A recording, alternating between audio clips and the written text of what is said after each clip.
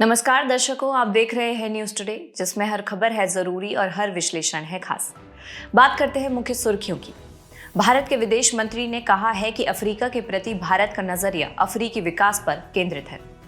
Australia ने भारत के साथ आर्थिक सहयोग के लिए एक नया रोड मैप जारी किया। खाद्य एवं कृषि संगठन यानी FAO ने वैश्विक जैव विविधता लक्ष्यों के अनुरूप कृषि खाद्य प्रणालियों को ढालने के लिए ठोस कदम उठाने की अपील की।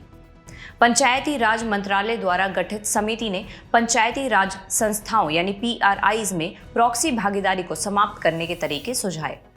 केंद्रीय गृह मंत्री ने आश्वासन दिया है कि परिसीमन के चलते दक्षिणी राज्यों की लोकसभा सीटें कम नहीं होंगी। CII के एक अध्ययन में भारतीय विनिर्माण में गुणवत्तापूर्ण बदलाव की आवश्यकता पर बल दिया गया। चलिए बुलेटिन की शुरुआत करते हैं और पहली मुख्य खबर की ओर बढ़ते हैं। भारत के विदेश मंत्री ने कहा है कि अफ्रीका के प्रति भारत का नजरिया अफ्रीकी विकास पर केंद्रित है। हाल ही में Japan Bharat Africa business forum को संबोधित करते हुए विदेश मंत्री ने क्षमता निर्माण, कौशल विकास और प्रौद्योगिकी हस्तांतरण के माध्यम से अफ्रीका के प्रति भारत की प्रतिबद्धता को रेखांकित किया। यह अप्रोच चीन के शोषण आधारित मॉडल से बिल्कुल अलग है। उन्होंने कहा कि भारत पारस्परिक विकास को बढ़ावा देता है, जबकि चीन अफ्रीका में रणनीतिक खनिज भंडार पर नियंत्रण प्राप्त करने में रुचि रखता है। गौरतलब है कि चीन की नीति देशों को विकास सहायता के नाम पर ऋण जाल में फंसाने की रही है, जबकि भारत शुल्क मुक्त व्यापार को प्राथमिकता देता है। चलिए सबसे पहले भारत अफ्रीका संबंधों का बदलता स्वरूप जानते हैं।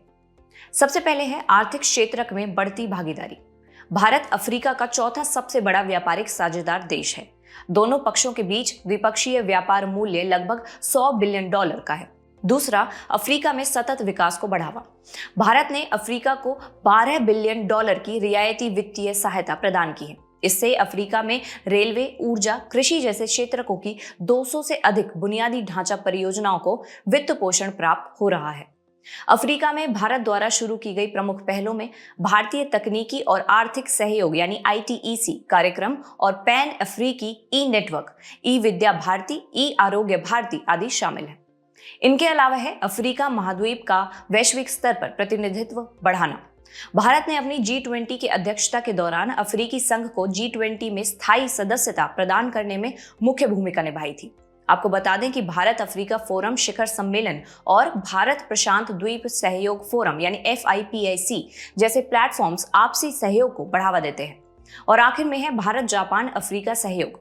जापान के निवेश, भारत की तकनीक और अफ्रीका की प्रतिभा के एकीकरण से साझा विकास को बढ़ावा मिल रहा है। 2017 में लॉन्च किया गया एशिया अफ्रीका ग्रोथ कॉरिडोर यानी AAGC लोकतांत्रिक, सतत और समावेशी विकास को आगे बढ़ाता है। अब प्रश्न उठता है कि आखिर अफ्रीका के साथ भारत की भागीदारी क्यों महत्वपूर्ण है। एशिया के विकास के बाद आगामी दशकों को अफ्रीकी युग माना जा रहा है तथा भारत अफ्रीका सहयोग वैश्विक शक्ति संतुलन में महत्वपूर्ण भूमिका निभाएगा। अगली खबर पर बढ़ने से पहले आइए अफ्रीका के वैश्विक भू राजनीति में एक प्रमुख हितधारक बनने की संभावना क्यों है, यह जानते हैं। सबसे पहला कारण है रणनीतिक संसाधन की प्रचुरता। विश्व के 30% खनिज भंडार अफ्रीका में है और विश्व में दुर्लभ भू धातु यानी रेयर अर्थ मेटल की मांग 2030 तक दोगुनी हो जाएगी। दूसरा है जनसांख्यिकीय लाभांश। 2050 तक अफ्रीका की आबादी 2.5 बिलियन हो जाने का अनुमान है और विश्व स्तर पर सबसे बड़ा और सबसे युवा कार्यबल अफ्रीका में मौजूद है। इनके अलावा यह वैश्विक सुरक्षा और स्थिरता के लिए महत्वपूर्ण है, अर्थात यह विश्व में सशस्त्र संघर्षों से दूसरा सबसे अधिक प्रभावित क्षेत्र है। वर्तमान में अफ्रीकी देशों में गैर अंतर्राष्ट्रीय स्वरूप के 35 से अधिक संघर्ष जारी हैं। आपको बता दें कि अफ्रीका एक उभरती हुई महाद्वीपीय शक्ति है। और आखिरी कारण है प्रगति के माध्यम से आशा। अफ्रीका में 60% लोग गरीबी में जी रहे हैं। ऐसे में सुधारों से उम्मीदें जगी हैं। इसके अलावा पश्चिमी अफ्रीकी देशों का आर्थिक समुदाय यानी ECOWAS नामक फोरम ने अपनी स्थापना और क्षेत्रीय स्थिरता सुनिश्चित करने के 50 वर्ष पूरे कर लिए हैं। चलिए बढ़ते हैं अगली मुख्य खबर की ओर। ऑस्ट्रेलिया ने भारत के साथ आर्थिक सहयोग के लिए एक नया रोड मैप जारी किया। ऑस्ट्रेलिया का यह महत्वाकांक्षी रोड मैप भारत के साथ अपने व्यापार और निवेश संबंधों को और अधिक गहरा करने तथा उन्हें विविध बनाने पर केंद्रित है। इस रोड मैप में विकास के 4 अहम मार्गों की पहचान की गई है। ये हैं स्वच्छ ऊर्जा, शिक्षा व कौशल, कृषि, व्यवसाय तथा पर्यटन। आइए आर्थिक सहयोग के लिए जारी रोडमैप के मुख्य बिंदुओं पर एक नजर डालते हैं। इसमें पहला है विशेष अवसरों की पहचान। इस रोडमैप में भारत और ऑस्ट्रेलिया के संबंधों को प्रोत्साहित करने के लिए रक्षा उद्योग, खेल, संस्कृति, अंतरिक्ष और प्रौद्योगिकी सहित विभिन्न क्षेत्रों में लगभग 50 से विशेष अवसरों को चिन्हित किया गया है। दूसरा है ऑस्ट्रेलिया भारत व्यापार और निवेश प्रोत्साहन निधि। इससे ऑस्ट्रेलियाई व्यवसायों को भारत में नए वाणिज्यिक अवसर प्राप्त करने में मदद मिलेगी। तीसरा है ऑस्ट्रेलिया इंडिया बिजनेस एक्सचेंज यानी AIBX। यह दोनों देशों के बीच व्यापारिक यानी बिजनेस टू बिजनेस B2B भागीदारी में तेजी लाएगा। चौथा है ऑस्ट्रेलिया भारत CEO फोरम का नवीनीकरण। इसका प्रमुख उद्देश्य वाणिज्यिक सहयोग को गति देने के लिए एक प्रभावी बिजनेस टू बिजनेस मंच प्रदान करना है। पांचवा है मैत्री अनुदान कार्यक्रम। ऑस्ट्रेलिया ने दोनों देशों के बीच जनसंपर्क, व्यवसायों के बीच आपसी संबंधों और सांस्कृतिक संबंधों को मजबूत करने के लिए मैत्री अनुदान कार्यक्रम में निवेश बढ़ाने की घोषणा की है। चलिए अब भारत और ऑस्ट्रेलिया के बीच विकसित होते संबंध भी देख लेते हैं। व्यापार की बात करें तो आर्थिक सहयोग और व्यापार समझौता ECTA 2021 ने ऑस्ट्रेलिया के साथ मुक्त व्यापार को प्रोत्साहित किया है। इस समझौते का उद्देश्य 2035 तक भारत को ऑस्ट्रेलिया के 3 अग्रणी निर्यात बाजारों में शामिल करना है। परमाणु सहयोग देखें तो 2014 में भारत और ऑस्ट्रेलिया ने असैन्य परमाणु सहयोग समझौते पर हस्ताक्षर किए। वहीं रणनीतिक साझेदारी को समझें तो ऑस्ट्रेलियाई सरकार ने अपनी नेशनल डिफेंस स्ट्रेटेजी NDS 2024 में भारत को हिंद प्रशांत क्षेत्र में शीर्ष स्तरीय सुरक्षा साझेदार के रूप में मान्यता प्रदान की है। अंत में रक्षा सहयोग, जिसके तहत म्यूचुअल लॉजिस्टिक सपोर्ट एग्रीमेंट तथा रक्षा विज्ञान एवं प्रौद्योगिकी कार्यान्वयन व्यवस्था पर हस्ताक्षर किए गए हैं। दोनों देशों के बीच आयोजित होने वाले प्रमुख संयुक्त सैन्य अभ्यास हैं ऑस्ट्रा हिंद, ऑसिनडेक्स और पिच ब्लैक। चलिए बढ़ते हैं अगली मुख्य खबर की ओर। खाद्य एवं कृषि संगठन यानी FAO ने वैश्विक जैव विविधता लक्ष्यों के अनुरूप कृषि खाद्य प्रणालियों को ढालने के लिए ठोस कदम उठाने की अपील की। संयुक्त राष्ट्र जैव विविधता अभिसमय के पक्षकारों का 16वें सम्मेलन का नया सत्र यानी CBD COP 16.2 रोम में आयोजित किया गया। यह सत्र वास्तव में कोलंबिया के कैली में आयोजित CBD COP 16 की प्रगति को आगे बढ़ाने पर केंद्रित था। गौरतलब है कि कैली में ही FAO ने कोलंबियाई सरकार और जैव विविधता अभिसमय यानी CBD के सहयोग से कृषि राष्ट्रीय जैव विविधता रणनीतियां और कार्य योजनाएं यानी एग्री NBSAPs पहल की शुरुआत की थी। चलिए सबसे पहले एग्री NBSAPs के बारे में जानते हैं। एग्री NBSAPs का उद्देश्य सरकारों को कृषि खाद्य प्रणाली यानी एग्री फूड सिस्टम्स AFS को राष्ट्रीय जैव विविधता रणनीतियों और कार्य योजनाओं यानी NBSAPs में शामिल करने तथा उन्हें लागू करने में सहायता प्रदान करना है। गौरतलब है कि NBSAP जैव विविधता संरक्षण के लिए एक व्यापक फ्रेमवर्क प्रदान करती है और जैव संसाधनों के संधारणीय उपयोग को बढ़ावा देती है। आपको बता दें कि अलग अलग देश अपनी NBSAP को कुनमिंग मॉन्ट्रियल वैश्विक जैव विविधता फ्रेमवर्क यानी KMGBF के तहत तैयार करते हैं। KMGBF का लक्ष्य 2030 तक जैव विविधता क्षरण को रोकना और पुनर्बहाली सुनिश्चित करना है। इसी के साथ यह एक समन्वित तंत्र प्रदान करती है जो सरकारों को क्षमता निर्माण करने, कृषि खाद्य प्रणाली में रणनीतिक प्रयासों की पहचान करने और उन्हें लागू करने में सहायता करता है। इससे NBSAP के लक्ष्यों की प्राप्ति को सुनिश्चित किया जा सकता है। अब प्रश्न यह उठता है कि NBSAP में कृषि खाद्य प्रणाली को क्यों एकीकृत किया जाना चाहिए। सबसे पहला कारण है KMGBF लक्ष्यों को हासिल करने के लिए। कुनमिंग मॉन्ट्रियल वैश्विक जैव विविधता फ्रेमवर्क के 23 टारगेट्स में से आधे से अधिक कृषि से संबंधित है। आपको बता दें कि KMGBF का लक्ष्य 2030 तक जैव विविधता की हानि को रोकना और जैव विविधता को पुनर्बहाल करना है। दूसरा कारण है उत्सर्जन में कटौती। कृषि खाद्य प्रणाली वैश्विक ग्रीन हाउस गैस उत्सर्जन में लगभग 1/3 का योगदान करती है। इस तरह यह जलवायु परिवर्तन को बढ़ावा देती है और वन्य जीवों के पर्यावासों को नष्ट कर जैव विविधता हानि का कारण बनती है। और आखिर में खाद्य सुरक्षा बनाए रखने के लिए जैव विविधता परागण यानी पॉलिनेशन, मृदा की उर्वरता और कीट नियंत्रण में महत्वपूर्ण भूमिका निभाती है। क्या आपको पता है कि जैव विविधता की हानि से 3 अरब लोगों को खतरा है, क्योंकि 75% खाद्य फसलें परागणकों यानी पॉलिनेटर्स पर निर्भर हैं। चलिए अगली खबर पर बढ़ने से पहले जैव विविधता के संरक्षण के लिए कृषि खाद्य प्रणालियों में आवश्यक महत्वपूर्ण सुधार जान लेते हैं। सबसे पहले है वनस्पति से प्राप्त खाद्य को प्राथमिकता देना, अर्थात एनिमल फार्मिंग को कम करने से जैव विविधता को बढ़ावा मिलता है तथा भूमि उपयोग और पर्यावरण प्रणाली में सुधार होता है। इसी के साथ प्रकृति अनुकूल कृषि पद्धति को अपनाना, मोनोकल्चर की जगह अलग अलग फसलों की खेती को अपनाना और रसायनों के उपयोग को कम करके जैव विविधता को बढ़ावा देना तथा जैव विविधता का संरक्षण, और आखिर में है अधिक प्राकृतिक भूमि का संरक्षण, अर्थात पारिस्थितिकी तंत्र को कृषि उपयोग में लाने की बजाय संपूर्ण पारिस्थितिकी तंत्र का संरक्षण और पुनर्बहाली। चलिए बढ़ते हैं अगली मुख्य खबर की ओर। पंचायती राज मंत्रालय द्वारा गठित समिति ने पंचायती राज संस्थाओं PRIs में पॉक्सी भागीदारी को समाप्त करने के तरीके सुझाए। समिति ने पंचायती राज प्रणाली और संस्थाओं में महिलाओं के प्रतिनिधित्व और भूमिकाओं का रूपांतरण पॉक्सी भागीदारी को समाप्त करना शीर्षक से अपनी रिपोर्ट जारी की है। गौरतलब है कि मोडोना ग्रामीण विकास फाउंडेशन बनाम भारत सरकार 2023 मामले में सुप्रीम कोर्ट ने पंचायती राज संस्थाओं PRIs में पॉक्सी भागीदारी की जांच करने के लिए एक समिति गठित करने का आदेश दिया था। आइए पहले पंचायती राज संस्थाओं यानी PRIs में महिला आरक्षण को समझते हैं। पहला है संवैधानिक प्रावधान। 73वें संविधान संशोधन अधिनियम 1992 के तहत त्रिस्तरीय पंचायत प्रणाली स्थापित की गई और पंचायती राज संस्थाओं में महिलाओं के लिए 1/3 सीटों का आरक्षण सुनिश्चित किया गया। अभी तक 21 राज्यों ने आरक्षण की इस सीमा को 33% से बढ़ाकर 50% कर दिया है। बिहार पंचायती राज संस्थाओं में महिलाओं के लिए 50% आरक्षण देने वाला पहला राज्य था। दूसरा है वर्तमान प्रतिनिधित्व। PRIs में निर्वाचित प्रतिनिधियों में 46.6% महिलाएं हैं। तीसरा है प्रॉक्सी प्रतिनिधित्व का मुद्दा।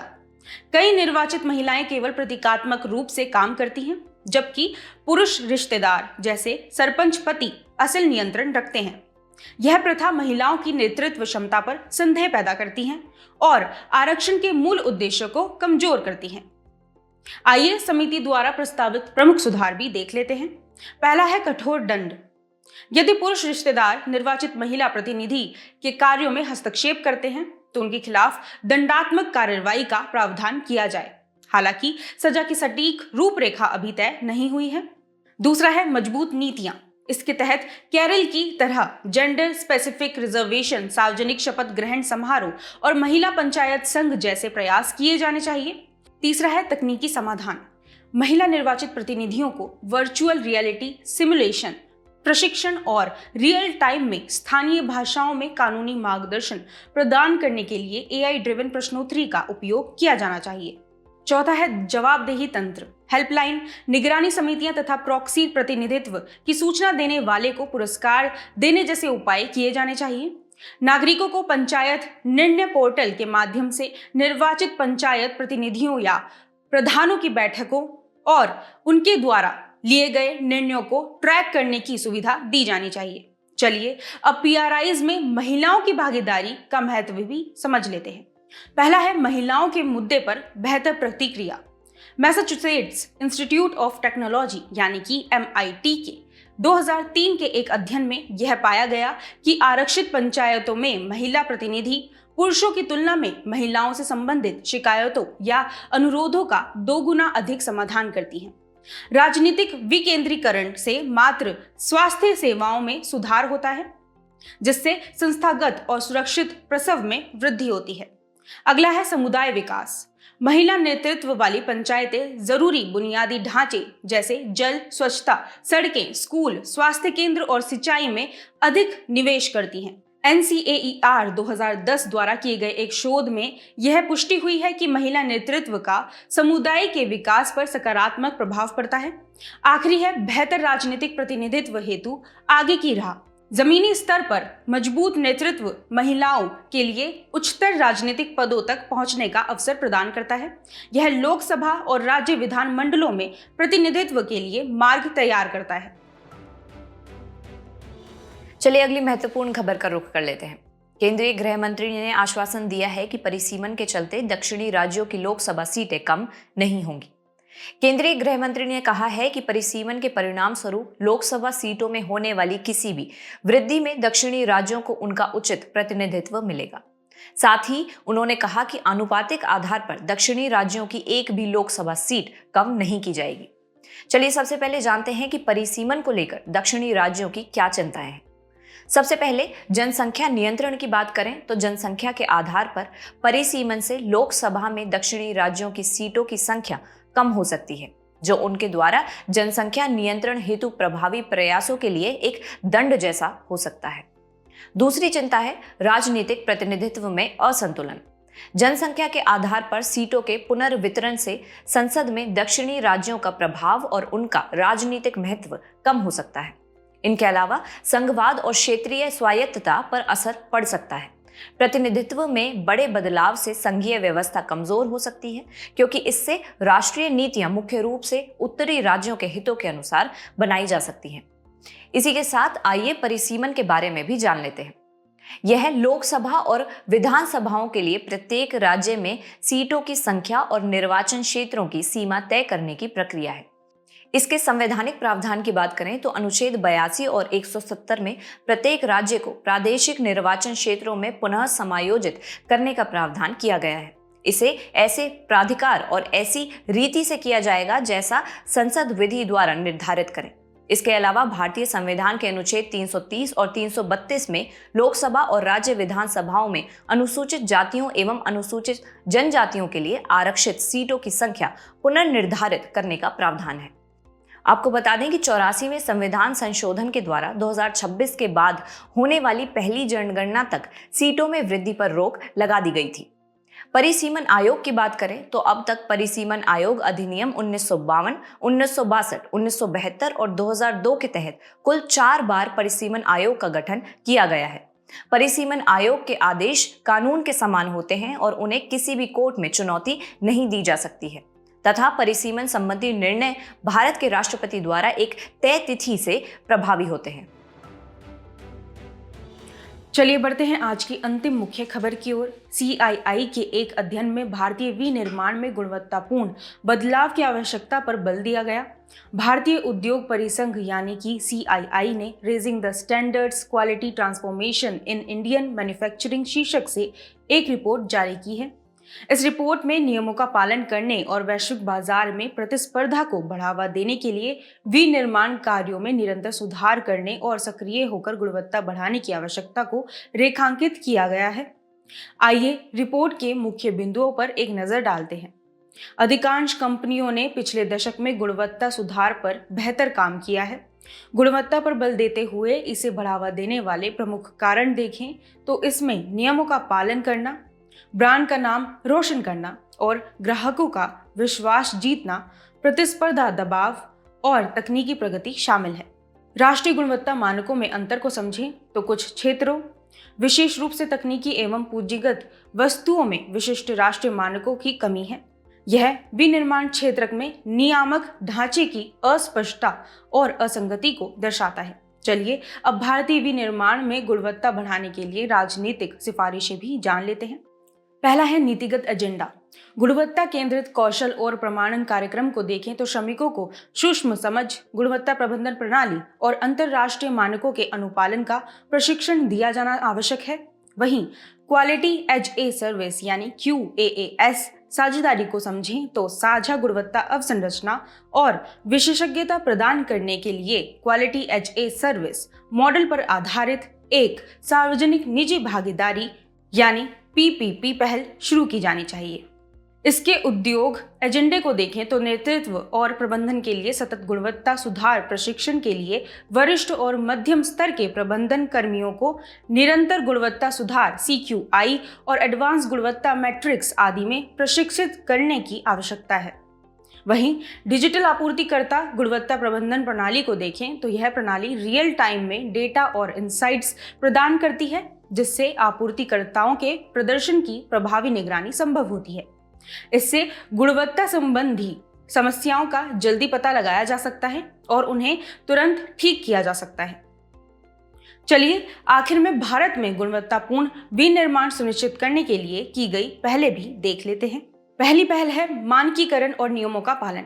BIS, FSSAI, DCGI ने उद्योग विशिष्ट मानक तय किए हैं। इससे उत्पादों की सुरक्षा और अंतर्राष्ट्रीय मानकों के साथ अनुरूपता सुनिश्चित होती है। उदाहरण के लिए प्रमाणित गुणवत्ता के लिए ISI मार्क। दूसरी पहल है MSME सस्टेनेबल सर्टिफिकेशन। यह MSMEs को zero defect, zero infect ZED के प्रति जागरूक बनाने और उनके अनुपालन को प्रोत्साहित करने के लिए एक व्यापक पहल है। आखिरी है मेक इन इंडिया और PLI योजनाएं। इनके तहत इलेक्ट्रॉनिक्स, ऑटोमोटिव जैसे प्रमुख क्षेत्रकों में गुणवत्ता आधारित प्रोत्साहनों के माध्यम से वैश्विक स्तर पर प्रतिस्पर्धी विनिर्माण को बढ़ावा दिया जा रहा है। चलिए बढ़ते हैं हमारे खास सेगमेंट सुर्खियों में रहे व्यक्तित्व की तरफ। आज हम बात करेंगे वीर नारायण सिंह जी की। हाल ही में 1857 के विद्रोह के प्रख्यात स्वतंत्रता सेनानी वीर नारायण सिंह जी को उनकी पुण्यतिथि 25 फरवरी पर देशवासियों ने श्रद्धांजलि अर्पित की। चलिए सबसे पहले वीर नारायण जी के बारे में जानते हैं। वे छत्तीसगढ़ के सोनाखान के जमींदार थे। उनके पूर्वज गोंड जनजाति से संबंधित थे और सारंगढ़ में रहते थे। बाद में उनके पूर्वजों ने गोंड से बिजवार जनजाति में जाति परिवर्तन किया और रायपुर जिले में बस गए। इनके प्रमुख योगदानों की बात करें तो 1856 के भयंकर अकाल के दौरान उन्होंने अन्न भंडार से अनाज निकालकर गरीबों में बांटा ताकि वे भुखमरी से बच सकें। आपको बता दें कि 1856 में ब्रिटिश अधिकारियों ने उन्हें एक व्यापारी के अनाज भंडार को लूटने के आरोप में गिरफ्तार कर लिया था।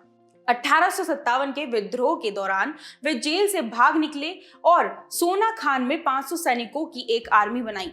उन्होंने छत्तीसगढ़ में 1857 के विद्रोह का नेतृत्व किया, इसलिए उन्हें प्रथम छत्तीसगढ़ी स्वतंत्रता सेनानी माना जाता है। वीर नारायण सिंह द्वारा सिखाए गए नैतिक मूल्यों में देशभक्ति, नेतृत्व, साहस, सहानुभूति जैसे मूल्य शामिल हैं। चलिए बुलेटिन के आखिर में बढ़ते हैं आज की संक्षिप्त सुर्खियों की तरफ। AWBI 2 प्रमुख श्रेणियों यानी प्राणी मित्र और जीव दया पुरस्कार में चैंपियंस ऑफ एनिमल प्रोटेक्शन पुरस्कार प्रदान करेगा। यह पहल पशु कल्याण और सुरक्षा में असाधारण योगदान देने वाले व्यक्तियों और संगठनों को सम्मानित करने के उद्देश्य से शुरू की गई है। आयकर विभाग के अधिकारी प्रस्तावित आयकर विधेयक 2025 के अंतर्गत जनरल एंटी अवॉइडेंस रूल्स यानी GAAR के अंतर्गत पुनर्मूल्यांकन नोटिस जारी कर सकते हैं। तापमान में वृद्धि के कारण प्रवासी पक्षी भीतरकनिका राष्ट्रीय उद्यान यानी BNP छोड़ रहे हैं। इसके पारिस्थितिकी तंत्र की बात करें तो यह सुंदरबन के बाद भारत का दूसरा सबसे बड़ा मैंग्रोव पारिस्थितिकी तंत्र है। पर्यावरणीय कार्यकर्ताओं ने कैस्पियन सागर में तेजी से घटते जल स्तर पर चिंता जताई है। आपको बता दें कि 2005 के बाद से अब तक इसका लगभग 31,000 वर्ग किलोमीटर क्षेत्रफल कम हो चुका है। नेचर कम्युनिकेशन में प्रकाशित एक हालिया अध्ययन ने मंगल ग्रह के लाल रंग के बारे में लंबे समय से चली आ रही धारणा को चुनौती दी है।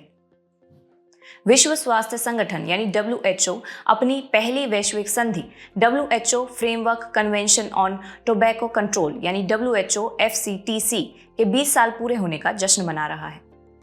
उड़ीसा के रत्नागिरी में 1500 वर्ष से अधिक पुरानी 1.4 मीटर लंबी बुद्ध प्रतिमा का सिर और कुछ स्तूप मिले हैं। ये सभी साक्ष्य इस जगह को प्राचीन तांत्रिक बौद्ध धर्म का केंद्र साबित करते हैं। करनाल का युद्ध 24 फरवरी 1739 को हुआ था। इस युद्ध के परिणाम ने भारतीय उपमहाद्वीप के राजनीतिक परिदृश्य को बदल दिया। जाने से पहले आपकी समझ की परीक्षा के लिए डालते हैं एक नजर हमारे स्पेशल सेगमेंट प्रश्नोत्तरी पर।